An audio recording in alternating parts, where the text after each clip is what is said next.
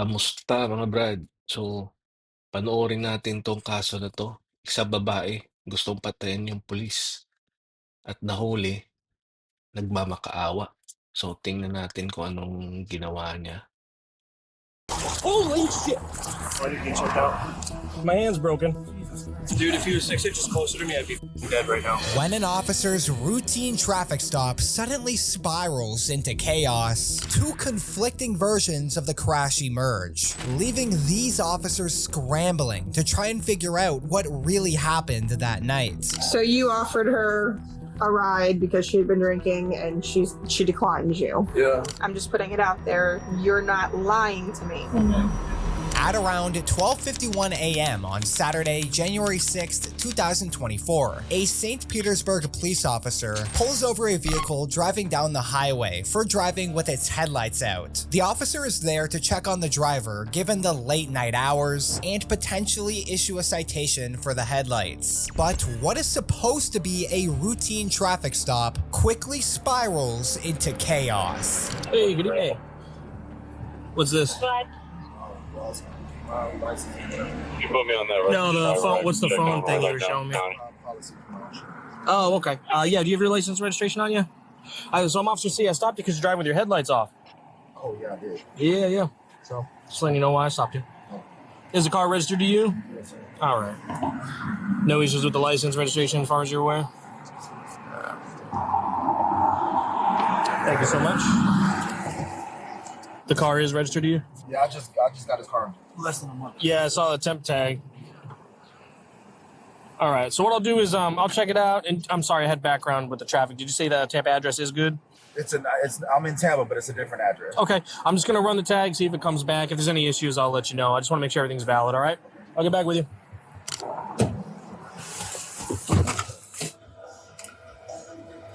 All right.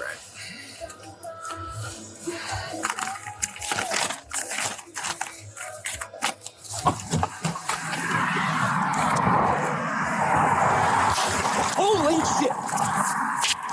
Tango 22. Can I get rescue out here on 375, please? On 10-4, but my cruiser was just hit by a car. And I had a really close call. I need to get checked out. 26. And Tango 22, I did not get a description of that vehicle. I think it was white, possibly an SUV. It didn't stop. It's northbound on, possibly northbound on 275. I can't see the forks. I don't know which way it went. I don't have a tag. 26, I copy a white SUV. Possibly a white SUV. I think it was a white vehicle. Can you let FHP know, please? I think it broke my arm or my hand. It didn't hit your car, right? You're okay? No, Okay. Hey, Ken, do you think your dash cam might have got a text? Yeah, it might have. It was going really fast, but I'll take a look. Just sit tight for me. We're going to be here for a minute, okay? Just sit tight, all right? Because I got to deal with two things at once now. See, would it have had front end damage? Yeah, front end, passenger side. Definitely did not slow down. Definitely did not move over. I'm going to take a look at the dash cam, see if I can get any sort of information to help you guys out. Hey, buddy. I'm surviving. My hand's broken. Jesus Christ. It's got to be. Dude, he almost killed me. If he was like 6 inches closer, I'd be dead right now. Well, related to FHP, because I was too shocked. I couldn't see if he made a north or southbound. You want to stand up on the side so I can check it for you? Yeah, if you don't mind. Hopefully you can review it. Yeah. Dude, if he was 6 inches closer to me, I'd be dead right now. Yeah. Wait till you see that body camera footage. I am okay.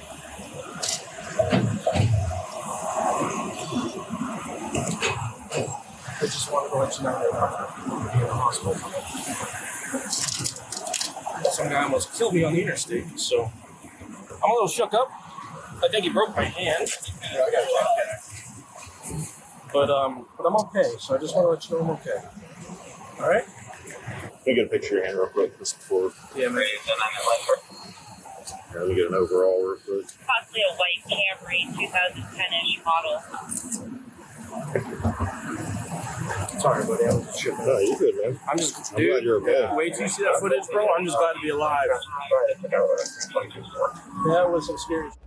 You almost killed me, bro.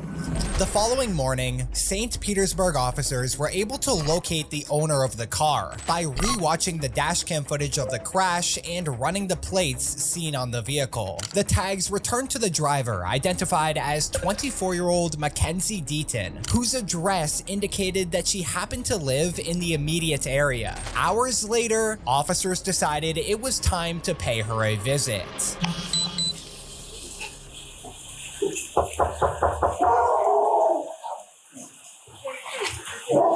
Building 22. Mackenzie?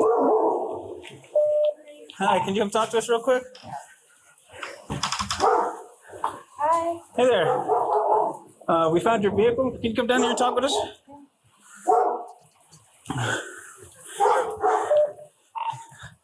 I'm 1012 with her.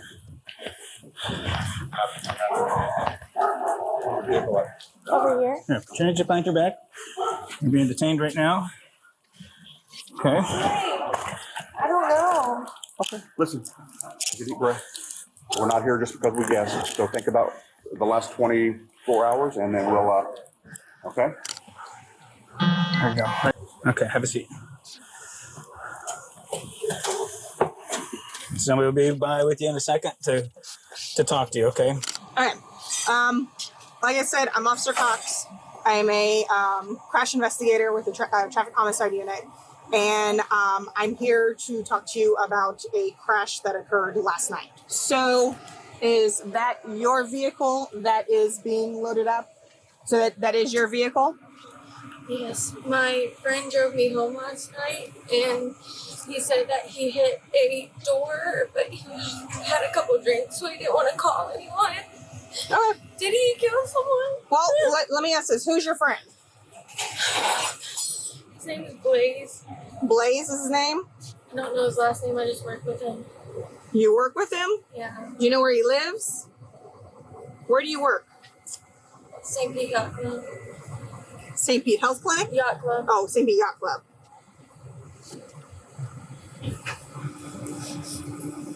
What do you do there? Barton. Barton? All right, and you're saying that Blaze is the one that was driving your vehicle? Were you with him? Where were you at? I'm the passenger. I had a couple drinks, Right. but I wasn't gonna drive. I wasn't driving because I had a couple more. Like I had tequila shots and. Is that typical for you? Were you working or? No, I was off. You were off. Okay. Yeah, we all went to Locals and hung out for a little bit. And where'd you go to hang out? Locals. Locals? Do you know anything about him? No, don't hang out with him much. We all just went over there and we came back to my house to smoke, and he was just gonna drive me home. And Is he still here? no, he went home last night. What time? I'm like 2 or 3. He left in an Uber. Kind of going back to when the crash happened, you said that where were you at in the vehicle? Front or rear? Front. Okay. And I wasn't really paying attention. He said, "Oh shit, I just hit the door." And we talked about it, and he said he had been drinking, so he was just told me to call this morning. So you guys talked about it. Where did you talk about it at? In the car. Like After did you guys stop anywhere or did he continue driving? continue driving. Is everyone okay? Can you please tell me that? We'll get there. Right before the crash happened, were you guys with any other vehicles? Do you remember anything like that? No, we weren't. Do you remember seeing any like lights on the road or anything like that? Like a cop car's lights or anything like that? No. He might have. I wasn't really paying attention. I was talking and just lollygagging. Okay. I'm just putting it out there. You're not lying to me, are you? And you were the one that was driving when you should not have been? Because if I find out, there's going to be an even greater penalty. So I need you to be like completely honest with me. Are you blaming it on this Blaze person because you're scared, or were you actually the one driving? Which one is it? I'm blaming because I'm scared. Okay, so let's talk. Okay. Okay, so let's take a deep breath. Let's take a deep breath. Take a deep breath for me, okay? No, please don't throw up, okay? You're gonna give me a warning before you throw up because I don't do throw up. Okay, so just take a deep breath, okay? And let's start all over, okay? I'm so sorry for lying. Okay, so let's start all over. Okay. Okay, I'm Officer Cox. You're Mackenzie.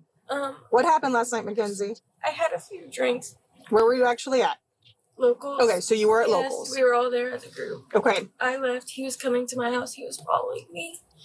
What was he driving? A blue Audi. He was driving a blue Audi? And this is this Blaze person, correct? Yes. Do you actually know him? Yes. Okay. See, I'm just going to give you a friendly advice. The truth is always the best way to go. I'm sure your mom probably instilled that, or your parents, or whoever raised you, is the truth is always the best way to go. Yeah. Because I always got more trouble for lying. Exactly. You always get in trouble for lying. Okay. So do you... But I did hit the door, and I'm so sorry that I didn't stop. Take a deep breath for me. Okay? I'm so scared. Just take a deep breath. I'll tell you now. Did you happen to see that it was red and blue lights and all that stuff? And that it was a cop that was stopped on the side of the road conducting a traffic stop? Yes, you did. Can you say yes for me? Okay. You know, he did sustain injuries because you almost ran him over. So tell me what's going on inside the car when you are, driving. I don't know. I just remember his door was open, and I just remember going past, like, scraping the door. That's all I remember. Okay. And then I didn't know if it was. I was so scared. I didn't know if it was what. Take a deep breath for me, okay? So I just came home, and he did tell me to call in the morning. He's like, "You're gonna have to call in the morning." I was like, "I know, I just don't know what to say or do or." Okay, just hang tight for me for a minute. Thank you. After breaking through Mackenzie's mask of lies, the officers managed to slowly piece together what happened that night leading up to the crash. Subsequently, officers now locate her co-worker Blaze to try and find out what really happened that Saturday. Hello, Blaze. Hello. Hey, I'm Officer Cox. I know you kind of just might have just woke up. I just had a couple questions to ask you regarding a crash that you might have been witness to. Yeah. Do you have time to talk to me? Are you mom? Okay. Where were you guys coming from? So everyone went out. Who's everyone? Well, just like a few coworkers. I can't remember exactly who, but so we went from the yacht club. We work at the yacht club, and they were already out. I had just got off, so I went to... Do you remember what time it was at? I'll have to say maybe about 10 o'clock. About 10? Okay. So everyone was off, and I wanted wings, so I went with them.